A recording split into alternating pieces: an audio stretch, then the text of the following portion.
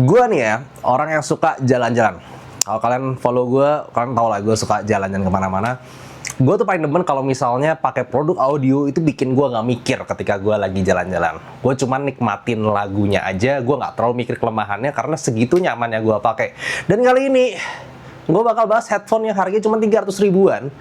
Tapi gue dapat kenyamanan itu, jadi akan gue jelaskan kenapa gue suka banget sama barang ini. Jadi selamat datang di Aftersound Review. Ini adalah review gue untuk Vio E11, Vio EH11 yang harganya cuma 330 ribuan. Tapi buat gue serius nih, salah satu produk highlight Vio of the year maybe, atau bahkan salah satu highlight dari semua Vio produk yang pernah gue suka, yang gue coba karena gue suka itu. Dia menggunakan Dynamic Driver dan ini Bluetooth headphone on ear, dimana seperti biasa akan gue breakdown review ini mulai dari build, fit, kemudian frekuensi respons, serta suaranya. Nah, kita ngomongin build quality dulu, yang kalau misalnya sekilas kelihatan ini semuanya pakai plastik dan mungkin sedikit kurang meyakinkan, apalagi agak tipis begini ya. Tapi jangan khawatir, karena itulah pertama kali gue kira juga. Tapi setelah gue pegang sendiri, coy, ini direngangin kayak gini juga nggak masalah, coy. Ini dia, gue nggak tahu dia pakai plastik apaan, tapi sangat-sangat lentur ya rasanya tuh. Gue kayak gini juga oke. Dan untuk adjustment dari headbandnya sendiri, pakai semacam plat besi begini, gampang banget diaturnya. Seperti ini. Memang kebanyakan bahannya tetap plastik ya, seperti di bagian ear cup-nya seperti ini, dan di bagian ujungnya ada seperti kayak kayu, tapi gue nggak tahu sih ini kayak sih lebih ke plastik ya, plastik, cuma ada kayak pola-pola kayunya gitu. Dan ini juga bagian kanannya. Yang menarik adalah di sini ini tombol on off sekaligus tombol pause play. Jadi nyalakan, setelah itu connect, dan kalau misalnya mau pause play tinggal klik bentar. Kalau mau di on off ya klik rada lama. Lalu kemudian di sini ada menariknya lagi adalah volume controlnya. Adjustingnya itu pakai bagian luar ear cup-nya ini, bagian kayunya ini. Itu ketika mau di on off, gedein volume atau kurangin volume, itu tinggal diputer aja. Dan ini gue nggak tahu kedengaran di mic nggak, tapi ada klik-kliknya gitu loh, jadi nggak langsung ngelos. Di bagian kiri itu untuk ngatur next sama previous song.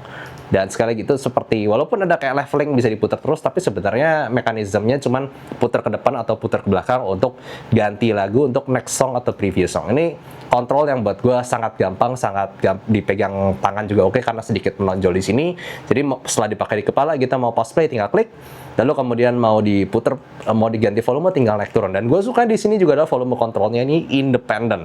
Dengan kata lain, lu kencengin volume di HP full aja, lalu kemudian kalian atur sendiri volumenya di sini. Mau kecilin atau mau gedein. Kalau ngomongin user experience, rasanya ini bagian pertama yang bikin gue jatuh cinta sama headphone ini. Karena gue adalah orang yang suka jalan-jalan. Baik lagi situ, gue orang yang suka jalan-jalan. Gue nggak bisa diam di satu tempat, dan penggunanya ini sangat-sangat menyenangkan.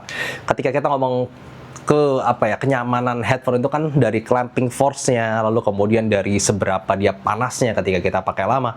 Nah, di sini masalah itu minim sekali dengan headphone yang sangat ringan dan sangat fleksibel seperti ini. Clamping force-nya tuh dikit, tapi stabilitas di kuping gue, karena dia juga ringan, itu oke. Jadi ketika gue gerak-gerak begini, nggak gerak, tapi sangat nggak jepit. Jadi masih kuping gue nggak kayak ketekan gitu. Ditambah lagi dengan pads yang foam begini, yang busa begini, ini bikin juga nggak panas karena kuping gue nggak ketutup full dan nggak kelipet. So ini enak banget buat headphone on ear. Ditambah lagi baterainya yang udah sekitar 3 hari kali ya, gue udah pakai ini nggak buat cas-cas, dan ternyata baterainya masih banyak, masih 60%. Lalu gue udah lumayan lama gitu pakai. Gue nggak tahu total full jamnya berapa, tapi beberapa hari ini gue pakai, gue sangat oke. Ditambah lagi ketika gue jalan-jalan ya, gue mau pause play, gue tinggal pencet di sini. Itu langsung berasa, oh ada yang nonjol sedikit, pause play. Gue mau gedein, gue mau kecilin, cuma tinggal puter sini. Gue mau next song, preview song, cuman gila. Maksudnya tuh fittingnya udah enak banget, lalu kontrolnya juga enak banget. Mau pause play gampang banget, dan nggak bikin kuping gue kepanasan. Kalau misalnya gue mau lagi nggak pakai gitu ya, gue tinggal taruh sini. Ini nggak ada bagian yang neken leher gue juga, karena ear cup-nya sekali lagi kecil gitu. Jadi gue mau protes apa coba? Secara user experience ini enak banget, ergonomi and usingnya itu sangat menyenangkan, sangat simple, sangat mudah dipakai sehari-hari. Mungkin satu hal yang bikin gue agak mikir juga, beberapa hari ini rasanya memang Indonesia lagi panas ya. Kalau misal keringat itu kan sifatnya asam, mungkin kalau kebanyakan kena keringat ini bisa deteriorate juga. Karena ini bahannya busa begini ya, kayak bukan gabus juga sih ya, intinya foam seperti ini. Hati-hati aja untuk kalian yang gampang keringetan, mungkin sebaiknya tetap dipakai jangan dalam kondisi berkeringat. Karena biasanya leather aja bisa deteriorate, apalagi yang tipe seperti ini. Tapi selain itu sih, gue ngerasa ketika gue pakai, udah hilang aja di kepala. Cuman gue nikmatin musiknya, enak banget.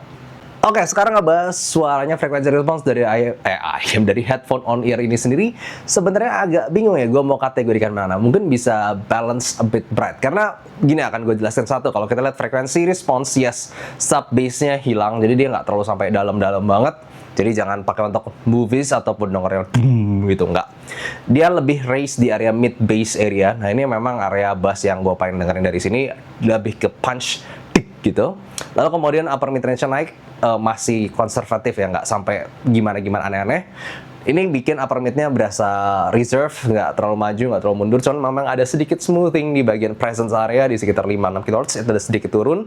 Itu bikin sensasinya smooth, vokalnya tidak nyerang, tidak terlalu maju, tidak shouty gimana-gimana. Dan juga untuk area treble-nya itu lebih ke naik sekitar mid treble, bikin ada kayak treble-nya tuh nggak hilang, ini nggak dark, dan masih ada percikan. Walaupun begitu, gue ngerasa extension treble dan kelengkapan treble-nya memang ada sedikit kekurangan, terutama kalau misalnya dengerin single instruments like violin, itu ataupun flute, ada smoothing di lower treble itu bikin sedikit energi violin atau sedikit energi flute tuh kayak kurang gigit sedikit, atau misalnya dengerin gitar listrik agak kurang gigit sedikit. Tapi untuk kebanyakan lagu, gue ngerasa bassnya tuh adaan, dia masih mukul di mid bassnya aja walaupun nggak terlalu dalam. Vokalnya juga adaan, dia berasa pas pada tempatnya, nggak terlalu maju, nggak terlalu mundur. Ada sedikit smoothingnya yang bikin mungkin beberapa vokal terasa nyantai, tapi energi dan breathiness dari vokal tetap terjaga dengan adanya mid treble rise di sekitar 8 kHz tersebut. Jadinya gue pakai headphone ini untuk kebanyakan lagu itu berasa nyaman. Nggak ada frekuensi yang terlalu nyakitin, nggak ada frekuensi yang terlalu mendem, nggak ada frekuensi yang terlalu nyerang bikin gue ngerasa ini terlalu boom banget atau bikin banget atau bikin banget. Nggak ada, cuman emang jadi kesannya ya cukup balance aja, walaupun ada kekurangan plus minus sedikit sana di sini, tapi secara overall I can enjoy it. Buat lagu vokalan, oke, dia vokalnya masih ada, masih nggak terlalu maju, nggak terlalu mundur. Gue nggak ngerasa shouty, gue nggak ngerasa ada yang tajam di sini. Treble-nya yes masih ada kekurangan dengan sedikit kurang lengkap, tapi maksudnya percikan treble itu masih ada. Dengerin violin juga church-nya tuh lumayan masih ada. Lalu dengerin bass mungkin nggak terlalu dalam, teman. Book-nya itu, dick-nya itu masih oke. Jadi apalagi dengan konteks kita lagi pakai ini untuk jalan-jalan ya. Selama frekuensinya tuh nggak terlalu nggak terlalu baku hantam satu sama lain, masih balance, masih bisa kedengeran semuanya tanpa aneh-aneh. Walaupun gua ngomong masih ada kekurangan di sana sini, tapi overall itu nyaman, nggak nyakitin, tetap bikin gua enjoy sama lagunya. Gue nggak terlalu peduli sama kelemahannya karena kenyamanan fittingnya dan juga suaranya nggak aneh-aneh, bikin gue enjoy aja udah dengerin ini sambil jalan gitu. Udah, gue nggak mikir aneh-aneh, gue nggak mikir kekurangannya gimana. So tonalnya ini mungkin ada kekurangannya, but I can live with it. Gue bisa hidup dengan itu, gue bisa kayak ya udah nggak terlalu pedulin ketika di real life use-nya. Nah, mungkin ada yang tanya mengenai teknikal gimana, ya jujur aja deh, harga segini jangan berharap gimana-gimana, apalagi frekuensi responsnya sendiri juga memang tidak terlalu lengkap. Tapi yang gue bisa ngomong di sini adalah gue sukanya adalah tidak terlalu ada masking yang berlebihan dari frekuensi mana-mana, jadi nggak pernah terasa terlalu mendem ataupun terlalu tipis ataupun aneh-aneh. Jadi ya biasa aja gitu. Tapi ya setidaknya gue masih ngerasa pemisahan dari vocal, bass, dan treble yang cukup oke. Bayangin kayak levelnya earbud sekitar 300-400 ribuan gitu lah. Cuman dibikin lebih luas lagi dengan acoustic room buatan untuk headphone on ear. Jadi kayak lebih luas lagi kan. Earbud masuk ke dalam, ini lebih keluar sedikit dan secara driver juga lebih besar. Jadinya secara soundstage itu masih berasa lebih luas lagi dan yes gitu aja. Cuman memang kalau ngomongin imaging pinpoint ya nggak bisa nitik-nitik banget kayak IM 300-400 ribuan zaman now gitu ya. Itu lebih bisa imaging oke lagi. Ini seadanya aja. Cuman sekali lagi, untungnya gue di sini nggak pernah terganggu, nggak berasa numpuk-numpuk sampai mengganggu gitu loh. Masih berasa fine untuk kebanyakan lagu yang gue denger. Oke, pada akhirnya gue cuma bisa bilang gue sangat nyaman sama produk yang satu ini. Dan untuk harga 300.000 itu melebihi ekspektasi gue banget. Apalagi dengan tonalnya yang oke, gak aneh-aneh, gue bisa nikmatin kebanyakan lagu gue. User experience yang sangat mudah, gampang digunakan, fitting yang sangat enak, dan harga cuma 300.000. Direkomendasi? Iya jelas lah, harga cuma 300.000 dan segala kenyamanan. Tadi gue gak pernah nemuin di banyak-banyak tempat lagi. Mungkin seperti contohnya gue dulu pengguna lama Kos Porta Pro aja itu lama-lama setelah gue ngerti tonal segala macam, itu berasa kayak upper mid range atau ear gain-nya itu berasa kurang dan sedikit ada masking juga dari mid bass yang berlebihan. Ini nggak ada masalah itu. Ini lebih bener tonalnya, harga lebih murah, user experience lebih gampang. Mungkin satu hal yang perlu gue kasih tahu aja ke kalian, selama penggunaan gue untuk earbud dulu ya, dan juga beberapa yang pernah gue coba, tipe busa seperti ini mungkin sedikit gampang rusak kalau misalnya kalian pakai dalam kondisi keringetan mulu. Jadi ya mungkin hati-hati dengan itu. Tapi untungnya dia juga menyediakan pad cadangan di packagingnya itu. Kalau misalnya ini rusak, dan cara gantinya tuh gue udah coba, nggak susah-susah amat, cuma perlu pembiasan aja.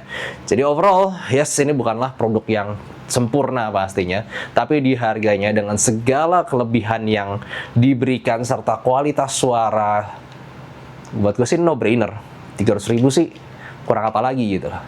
Seperti biasa gue kasih juga link pembeliannya di sini. Kalau kalian butuh headphone on ear buat jalan-jalan, very recommended. Oke, gitu aja rasanya. Thank you for watching and see you next time. Bye bye.